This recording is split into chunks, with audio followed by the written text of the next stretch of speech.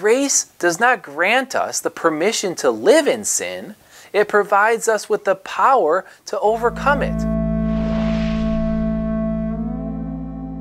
Now, I understand that while we're here on earth, we will never be sinless. But as Christians, our desire should be to sin less. We should not glorify the sinful things the world does. We should look different by the way we dress, by the way we talk, by what we eat, and how we act. We are not to celebrate the same things that the world does, and we certainly should not embrace its sinful ideology. Still, some of our brothers and sisters point to Colossians chapter 2.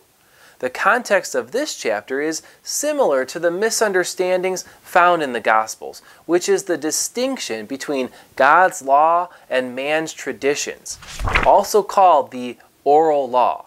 The oral law, or what later became the Talmud or Mishnah, were rules created by man and not by God. Beginning around the time of Ezra, the Jewish rabbis arranged a new set of laws around the Torah to avoid breaking God's commandments.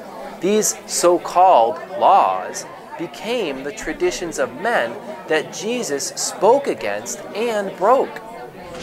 Some examples of this are found in Matthew 12, Mark 7, Luke 13, and John 5. Some of these traditions stated that it was unlawful to eat food without washing your hands or utensils. It was unlawful to construct your tabernacle too large for the festival. And it was unlawful to carry your mat on the Sabbath day. Remember, all of these so-called laws are actually man-made traditions and are not found in the Torah.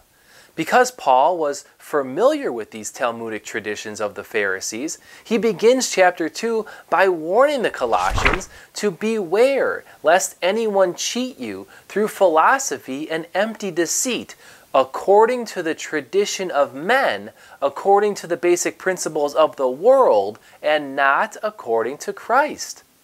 Paul's concern was not against God's law, but rather the judgment that took place between those who kept these man-made traditions and those who did not.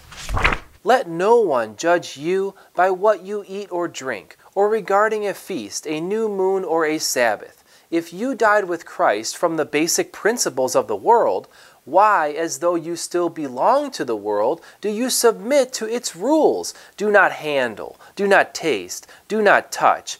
These rules are based on the commands and teachings of men. Sadly, many people believe that Paul is condemning God's law, but the context proves that he is actually condemning man's traditions. In plainer terms, Paul is telling the Christian, if someone judges you for obeying God's commandments rather than man's traditions, they are in the wrong, not you. I hope you've enjoyed this teaching, and make sure to check out our other videos from Pure Light Ministries. God bless.